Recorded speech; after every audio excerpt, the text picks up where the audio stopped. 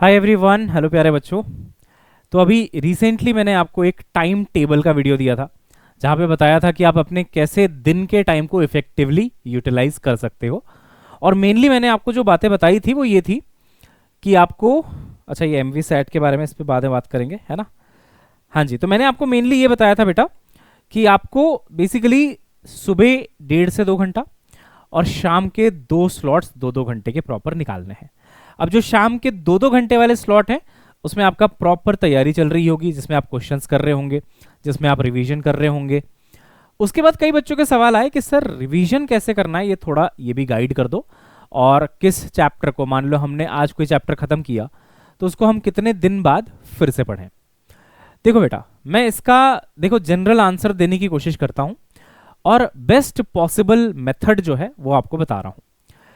जब भी आपने अभी प्रिपरेशन शुरू कर दी है, जो भी आपका चैप्टर खत्म हो गया है, उस चैप्टर को आप बेटा इन तीन में से किसी एक कैटेगरी में रख सकते हो। पहली कैटेगरी है बेटा वो चैप्टर्स की जो आपको इजी किल लगते हैं, जल्दी हो जाएंगे और वेटेज भी उनका काफी अच्छा है ना, कम एफर्ट में ज्यादा है।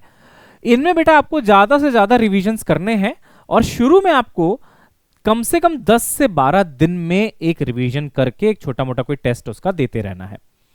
अब आप बोलेंगे सर 10 से 12 दिन थोड़ा बहुत कम टाइम नहीं हो गया कि 10 दिन में रिवीजन करवा रहे हो आप? तो मैं बताता हूं इसके पीछे का साइंस क्या है।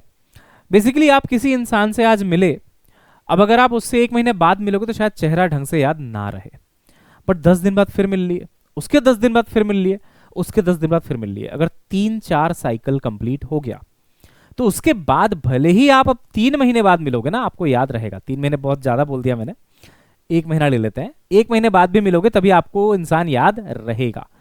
तो सबसे पहले वो मेमोरी बनाने के लिए और वो कंफर्ट लेवल लाने के लिए शुरू शुरू में कम से कम 3-4 साइकिल आपको 10-12 या मैक्सिमम 15 दिन का रखना चाहिए कैटेगरी वन में। अब मैं बताऊंगा कैटेगरी वन में कौन कौन से चैप्टर्स आएंगे, नेक्स्ट स्लाइड में बताऊंगा। अब देखो इस रिवीजन में आपको करना क्या होता है। जब भी आपने पहली बार पढ़ा बेटा कोई भी, देखो यार थ्योरी पढ़ने में तो कोई भी चैप्टर वो आधा घंटा 1 घंटा लगेगा। अगर आपने ढंग से क्लास करी है, आपको सारी चीजें क्लास में ही आधी याद हो जाती हैं। उसके बाद आप नोट्स बना लेते हो, शॉर्ट नोट्स बना लेते हो, पढ़ते हो, ज्यादा टाइम नहीं लगता, क्लास के क्वेश्चंस भी फटाफट हो जाते हैं क्योंकि क्लास में आपने किया है, आपके टीचर के सामने हुआ है, टीचर ने सॉल्व किया होता है ना। क्लास के क्वेश्चंस तो आपको ईजी लगने लगते हैं, इतनी बार कर चुके होते हो। तो नोट्स रिवाइज करने में 1 घंटे से ज्यादा नहीं देना है। तो मेनली जब मैं कहता हूं revision, it is about practice, question practice. अब इसमें सवाल आता है बच्चों का कि सर मान लो मैं तत्वा लगा रहा हूं, मान लो मेरे पास तत्वा मॉड्यूल है और मैंने या तो ऑफलाइन में या ऑनलाइन में ले रखा है एडमिशन, मेरे पास तत्वा मॉड्यूल है। नहीं भी लिया एडमिशन वेदांतों में तो तत्वा मॉड्यूल अलग से ऑर्डर हो जाता है, मैंने कर रखा है। मान लो आप ये सॉल्व करते हो। तो बेटा मान लो आपने कोई चैप्टर सॉल्व किया, क्वेश्चन नंबर 1 में आपको दिक्कत आई, हुआ ही नहीं आपसे मान लो, तो उसको ना क्वेश्चन नंबर 1 को ऐसे डब्बे में डाल दो, फिर सॉल्व किया, बाकी हो गए। क्वेश्चन नंबर 6 में मान लो आपसे हुआ बट टाइम बहुत ज्यादा लग गया, अटक रहे थे थोड़ा, लास्ट में आपने कर दिया बट आपको कॉन्फिडेंस सा नहीं आया कि अगली बार कर पाऊंगा कि नहीं। उसको मान लो आपने गोला कर दिया और सारे कोड लिख दिए कि पहला वाला मेरे से हुआ ही नहीं था, है ना, डब्बा वाला अनेबल टू सॉल्व, ये हुआ था बट टाइम ज्यादा लग गया, है ना, टाइम ज्यादा लग गया। फिर एक क्वेश्चन आपको दिखा जो कई बार एग्जाम में आया, आपने स्टार कर दिया, है ना। तो मान लो वो 11th क्वेश्चन में था ऐसा, आपने स्टार बना दिया उसके आगे, तो स्टार का कोड वर्ड हो गया कि वेरी फ्रीक्वेंटली आस्क्ड, बहुत बार पूछ रहे हैं।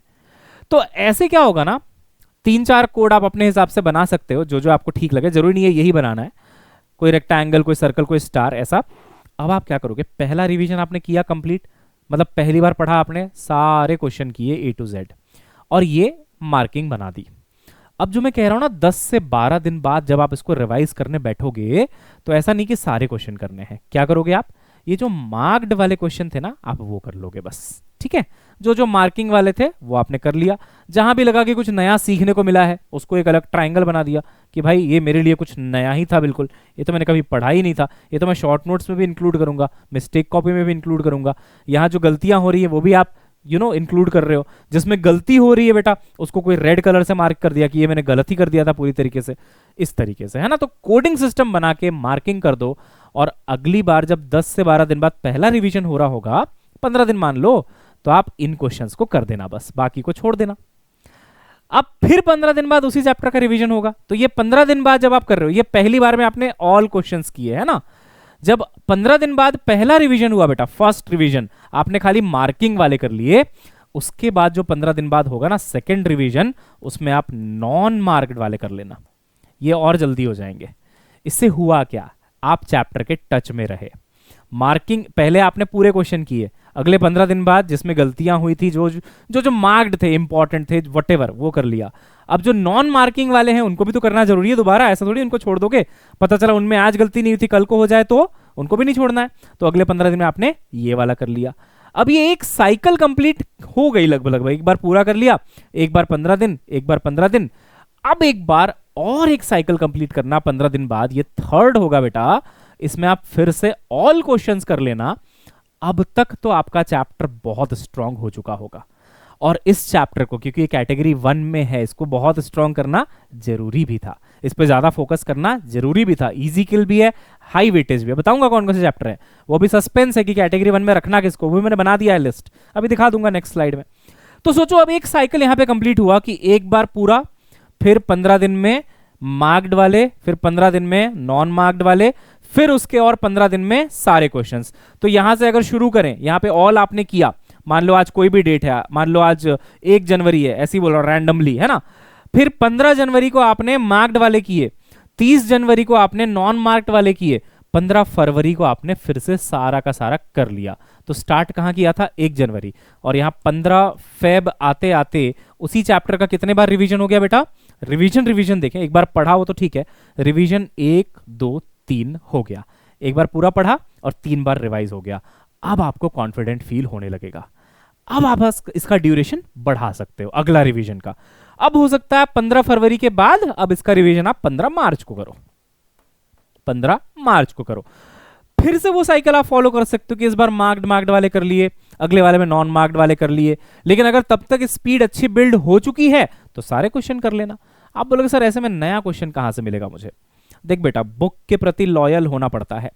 जिस बुक पे ट्रस्ट किया है, अगर तत्वा पे ट्रस्ट कर लिया है, बस झोंक दो अपने आप को, वही क्वेश्चंस बार बार करोगे ना, ऐसा ही क्वेश्चन नीट में भी दिखेगा।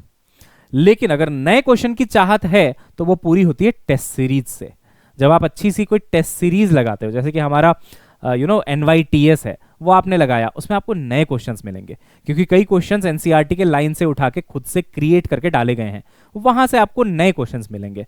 लेकिन जो रिवीजन का तरीका है वही है कि एक बुक उठा के बार बार करना है, ठीक है। अब ये हो गया कैटेगरी 1 का।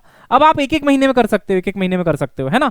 तो इसमें आपका कम से कम 7 8 10 रिवीजन हो जाएंगे एग्जाम आते आते, क्योंकि 8 महीने अभी है आपके पास, है ना।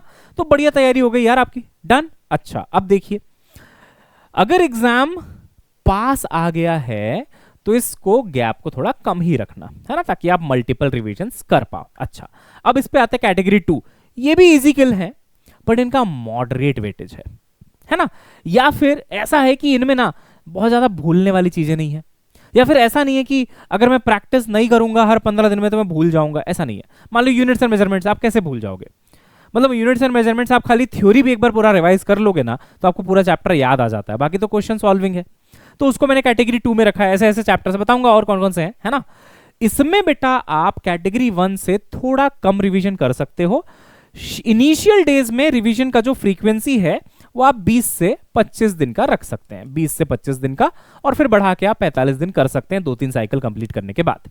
अभी आपके पास 8 महीने हैं तो ये सब आप कर सकते हो, है ना। अभी 20 से 25 दिन रख लिया, यूनिट से मेजरमेंट आज पढ़ा, 25 दिन बाद फिर से पढ़ लिया, क्वेश्चंस कर लिए, फिर उसके बाद 30 दिन बाद पढ़ लिया, फिर 40 दिन बाद पढ़ लिया, ऐसे करके, है ना। तो भी एग्जाम तक जाते जाते यूनिट से मेजरमेंट 4-5 बार भी रिवाइज हो गया तो चलेगा। तो यहाँ पे आपके 7-8 रिवीजन या उससे भी ज्यादा हो जाएंगे, यहाँ पे चलो 4-5 रिवीजन हो जाएंगे। अब आता है category 3, relatively tough, like rotational motion. इसमें आप, ऐसा नहीं है कि आज एक बार पढ़ा तो 15 दिन बाद नोट्स पढ़ लोगे तो सारे क्वेश्चन बन जाएंगे। इसमें आपको लग के प्रैक्टिस ही करनी है। तो जब भी ये चैप्टर पढ़ो सारे क्वेश्चन लगाओ हर बार। तो इसका फ्रीक्वेंसी आप थोड़ा सा बढ़ा सकते हो, मतलब ज्यादा दिनों में, मतलब गैप बढ़ा सकते हो, टाइम पीरियड बढ़ा सकते हो बेसिकली, है ना, कि ज्यादा दिनों में कर लिया। तो इसके लिए आप स्पेशल प्लान की जरूरत पड़ेगी। मैं अभी बताता हूं क्या प्लान लगेगा, है ना, डोंट वरी, इसमें अभी मैं आता हूं। पहले मैं आपको बताता हूं कैटेगरी 1 कैटेगरी 2 में चैप्टर्स मैंने कौन कौन से रखे हैं, उसी का आप वेट कर रहे हो, है ना। देखो भाई कैटेगरी 1 में है बेटा आपका, ये चेंज क्यों नहीं हो रहा, अच्छा हाँ अब देखो कैटेगरी 1 में है, चलना भाई, अरे हाँ ये चल गया। कैटेगरी 1 में है बेटा जैसे कि मॉडर्न फिजिक्स सेमीकंडक्टर्स, है ना। जितना रिवीजन करो उतना अच्छा है, जितने क्वेश्चंस करो बार बार बार बार बार बार, क्योंकि यहां पे ना कॉन्फिडेंस आपको प्रैक्टिस से ही आएगा। थ्योरी तो इतनी सी है इसकी, 1.5 घंटे में न्यूक्लियाई खत्म कर देते हैं टीचर्स, एटम्स 2 घंटे में खत्म हो जाता है, और डुअल नेचर भी 2-3 घंटे में खत्म हो जाता है। तो टीचिंग आवर्स ही टोटल मिला के तीनों चैप्टर का मुश्किल से 5 से 6 घंटे, मुश्किल से। तो तुमको रिवीजन करने में तो उससे भी कम टाइम लगेगा, but mainly practice is important. Practice important है बहुत ज्यादा, खूब प्रैक्टिस करनी है, हर 15 दिन में सवाल लगाने हैं, क्योंकि कैलकुलेशन ज्यादा है ना। कैलकुलेशन का जब तक वो कॉन्फिडेंस नहीं आएगा तो मॉडर्न फिजिक्स के क्वेश्चन से डर लग जाएगा। एक क्वेश्चन आ गया ना कि नंबर ऑफ फोटोन पर सेकंड आ गया नीट में, पावर दिया हुआ है, ये दिया हुआ है, वो दिया हुआ है, तुम बोलोगे यार पढ़ा हुआ तो है बट कैलकुलेशन कर पाऊंगा क्या, तो वही कॉन्फिडेंस तो आएगा बार बार पढ़ने से। ऑप्टिक्स है ना, thermal physics, gravitation, waves and SHM, gravitation आप देख रहे हो कि हर साल ही क्वेश्चन आ जाता है, वेव्स एंड एसएचएम भी इंपॉर्टेंट है, इलेक्ट्रोस्टैटिक्स, करंट इलेक्ट्रिसिटी बेटा बहुत इंपॉर्टेंट है, moving charges and magnetism, EMI and AC, kinematics.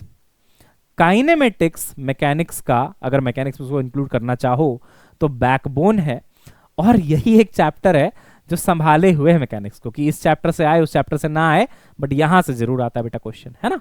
इनका आपको बहुत ज्यादा रिवीजन करना चाहिए। कैटेगरी 2 में क्या है, कैपेसिटर, छोटा सा इत्तू सा है और क्वेश्चंस भी कम आते हैं। आ भी गए तो ऐसा नहीं कि बहुत एफर्ट है, ऐसा नहीं है कि तुम भूल जाओगे कुछ। अब epsilon not a by D का फॉर्मूला है, फॉर्मूला बेस्ड है मेनली, मैं ये कहना चाहता हूं capacitor is mainly formula based. तो फॉर्मूला अगर तू याद कर रहा है बेटा, पैरेलली फॉर्मूला रिवीजन चल रहा है तेरा, तो ऐसा नहीं कि बार बार इसके क्वेश्चन तेरे को लगाने पड़ेंगे, बट इनके बार बार क्वेश्चन लगाने पड़ेंगे। इलेक्ट्रोस्टैटिक्स में जब स्फीयर में तुम क्वेश्चन लगाओगे, गलतियां होती हैं कि स्फीयर के सेंटर का पोटेंशियल पूछा है, सॉलिड का अलग है, हॉलो का अलग है, वो सब अंडरस्टैंडिंग बिल्ड करने में टाइम लगता है कि क्वेश्चन देख के समझ पाना।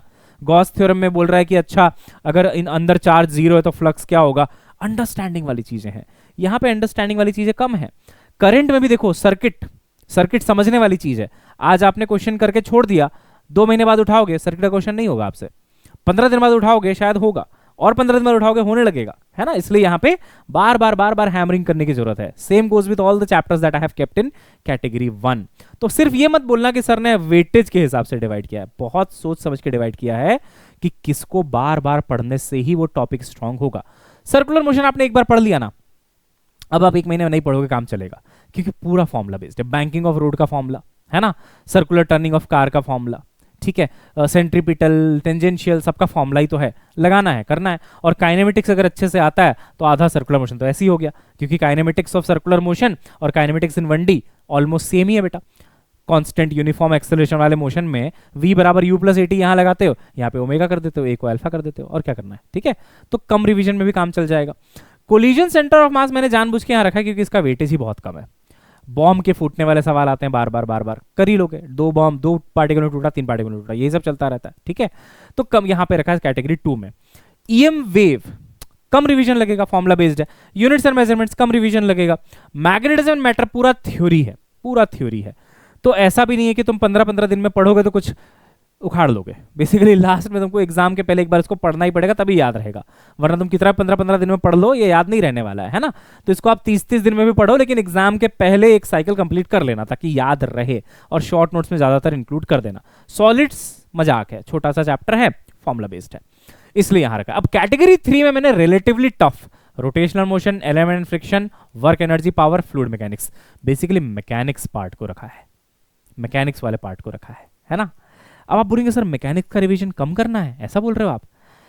ऐसा टेक्निकली नहीं बोल रहा हूं मैं बोल क्या रहा हूं, ध्यान से समझना मेरी बात को। इसके लिए ना एक अलग प्लान लगेगा आपको, ठीक है। प्लान का जो पहला पॉइंट है वो ये है कि पहले तो एक बहुत अच्छे टीचर से जो मैकेनिक्स अच्छा पढ़ाते हैं उनसे पढ़ो। क्योंकि देखो मैं ये नहीं बोल रहा कि कोई टीचर खराब पढ़ाता है या जो भी, बट मैकेनिक्स अगर आपको ढंग से पढ़ाई गई है ना तभी आपको इसमें मजा आएगा, अदरवाइज आपको इतना बोरिंग लगेगा कि आप पढ़ना ही नहीं चाहोगे। क्योंकि जनरली मैकेनिक्स को ऐसे पढ़ा दिया जाता है कि ये इसका केस है तो इसका ये फॉर्मूला लगा देना, उसका केस है ये फॉर्मूला लगा देना, इसका केस है ये फॉर्मूला लगा देना। अब बच्चा केसेस ही याद करता रह जाता, अच्छा कि अच्छा ऐसे बोलेगा तो ये लगाऊंगा, मास 0 बोलेगा तो ये लगाऊंगा, केसेस याद करने में ही पागल हो जाता है बच्चा, इसलिए बेसिक्स से पढ़ो इसको पहले। तो इसको आप बेटा बेसिक्स से पढ़ो, है ना। बेसिक्स से पढ़ने के बाद जो भी क्लास के क्वेश्चंस कराए गए हैं उनको तो करना ही है, और एक अच्छा सा तत्वा जैसा कोई मॉड्यूल लगाओ। अब मैं मेनली ये टॉपिक, ये आज जो टॉपिक है हमारा वो क्या है, रिवीजन प्लान के ऊपर है ना। आप एक काम करो, जब भी मैकेनिक्स पढ़ो, जब भी मैकेनिक्स पढ़ने बैठो, 3-3 चैप्टर के कॉम्बो में पढ़ो। अब मैं कॉम्बो भी बताऊंगा कौन कौन है, क्योंकि ये रिलेटेड होते हैं। आप NLM plus friction plus work power energy, इन तीनों को एक साथ पढ़ो। टाइम लगेगा, हो सकता है 2 दिन लग जाए, 3 दिन लग जाए खत्म करने में, हो सकता है 4 दिन लग जाए। 4 दिन तो ज्यादा बोल दिया मैंने, 3 दिन में तो हो ही जाएगा अगर पहली बार पढ़ रहे होगे तो एनएलएम पढ़ो, उसके सारे क्वेश्चंस करो, फ्रिक्शन पढ़ो, सारे क्वेश्चंस करो, वर्क पावर एनर्जी पढ़ो, सारे क्वेश्चंस करो। क्यों बोल रहा हूं ऐसा, क्योंकि एनएलएम आएगा तभी फ्रिक्शन समझ में आएगा, और फ्रिक्शन करते करते पूरा एनएलएम भी रिवाइज हो जाएगा, और वर्क पावर एनर्जी आते आते ये दोनों भी रिवाइज हो जाएंगे। तो एकदम रिलेटेड है। मैकेनिक्स एक ही टॉपिक होता है, वो तो आपके एनसीईआरटी में अलग अलग दिया गया है। जैसे मॉडर्न फिजिक्स एक होता है ना, यहाँ पे लिखा है ना मॉडर्न फिजिक्स, तो इसमें एटम्स भी आ गया, न्यूक्लियाई भी आ गया, और आपका वो भी आ गया, क्या कहते हैं, डुअल नेचर। वैसे मैकेनिक्स एक ही टॉपिक है। अब बच्चा गलती यही करता है कि एनएलएम को एक अलग चैप्टर कंसीडर करता है, वर्क पावर एनर्जी को अलग चैप्टर, जबकि सब रिलेटेड है, तो साथ में पढ़ो। इसलिए मैं बोला था यहाँ पे ना स्पेशल प्लान रिक्वायर्ड है। स्पेशल प्लान यही है। अब circular motion, centre of mass collision, है ना, सेंटर ऑफ मास कोलिजन, और रोटेशनल मोशन, है ना, रोटेशनल मोशन, इसको एक साथ पढ़ो बेटा, इसको एक साथ पढ़ो बेटा। तो 3 चैप्टर यहां, 3 चैप्टर यहां। काइनेमेटिक्स इधर इंक्लूड मत करना, काइनेमेटिक्स का अलग स्वैग है। काइनेमेटिक्स से 1-2 सवाल अलग से आते हैं, और एकदम हल्के से, कि भाई एक ग्राफ दिया हुआ है, एक ग्राफ ऐसा एक ऐसा है, और ये मान लो एक्सटी ग्राफ है, इसका स्लोप वेलोसिटी देता है, एक एंगल 30 दे दिया, एक एंगल 45 दे दिया, वेलोसिटी का रेशियो निकालो। काइनेमेटिक्स का स्वैग ही अलग है, उसको इधर इंक्लूड मत करो। उसका थोड़ा पढ़ने का तरीका भी अलग है, उसका स्वैग अलग है। उसको तो मैंने कैटेगरी 1 में रखा है, वो तो आप करो। बट ये जो कैटेगरी 3 है, इसके लिए मैंने लिखा था स्पेशल प्लान नीडेड, है ना, पिछले स्लाइड में लिखा हुआ था अगर आपने ध्यान दिया होगा। तो स्पेशल प्लान यही है कि मेनली यहाँ पे मैकेनिक्स का ही पार्ट है, इसको अलग करके पढ़ो। इसकी फ्रीक्वेंसी तुम डिसाइड करो, कि जैसे मान लो आज तुमने इसको पढ़ा, तो हो सकता है 1 महीने बाद फिर से इसको पढ़ोगे, या फिर ये भी कर सकते हो कि तुमने एक गो में ये और ये दोनों खत्म किया, ये पूरा मैकेनिक्स एक साथ खत्म किया।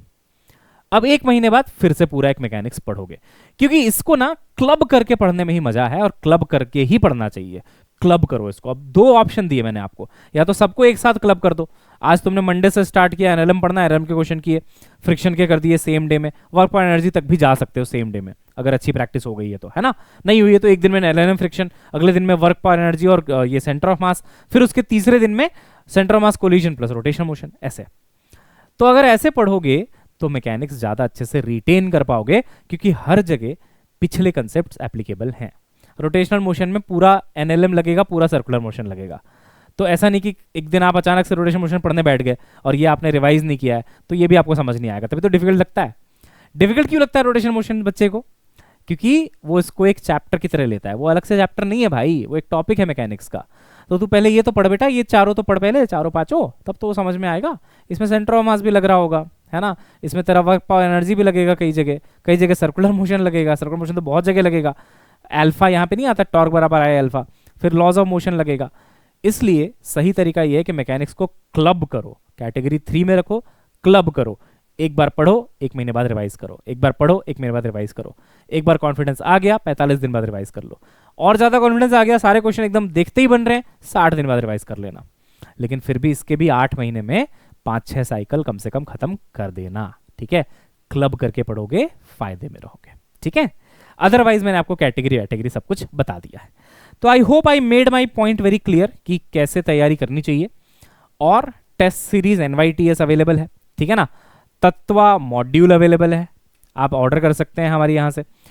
PYQ की बुक आ चुकी है बेटा, वेदांतु की, ये देखो, हम सब तरफ से आपको हेल्प कर रहे हैं पूरी, अमेजोन पे अवेलेबल है बेटा। 20 साल के सारे क्वेश्चंस हैं, कोई नेवर, मतलब not even a single question skipped, सारे क्वेश्चंस हैं प्रॉपर सॉल्यूशन के साथ, नो एरर। तो इसको लगाओ, है ना, इसको लगाओगे तो बहुत बढ़िया हो जाएगा आपका मैकेनिक्स वगैरह, तो आप बहुत अच्छा कर सकते हो, इससे स्ट्रॉन्ग कर सकते हो। ठीक है, एमवी सैट बेटा क्या है, mega Vedantu scholarship admission test, 2.5 lakh बच्चों के साथ कंपीट करने का मौका, 100% तक की स्कॉलरशिप, मतलब कोर्स फ्री हो जाएगा, स्टडी मटेरियल, काउंसलिंग, और साथ ही साथ मैं आपको बताऊं आपको 1 करोड़ से ज्यादा के रिवॉर्ड्स और गिफ्ट्स भी मिल रहे हैं। तो ये मौका बिल्कुल मत छोड़ना, एनरोल कर लेना। थोड़ी सी लंबी वीडियो हो गई 20 मिनट की, बट आई होप मैंने अपना पॉइंट आपके सामने क्लियरली रखा कि मैं क्या कहना चाहता हूँ, क्या समझाना चाहता हूँ, है ना। और इस तरीके का रिवीजन प्लान अगर आप फॉलो कर लोगे तो अगले 1-1.5 महीने में, 2 महीने में ही आपका फिजिक्स काफ़ी ज़्यादा और इम्प्रूव होने लग जाएगा बेटा, और फिर एग्जाम आते आते तक तो आप मचा दोगे। ठीक है, बाकी जो टाइम टेबल है वो पिछले वीडियो में था, किसी ने नहीं देखा है तो देख लीजिएगा। मिलते हैं नेक्स्ट क्लास में बच्चे, तब तक के लिए bye bye, have a nice day, see you soon, bye.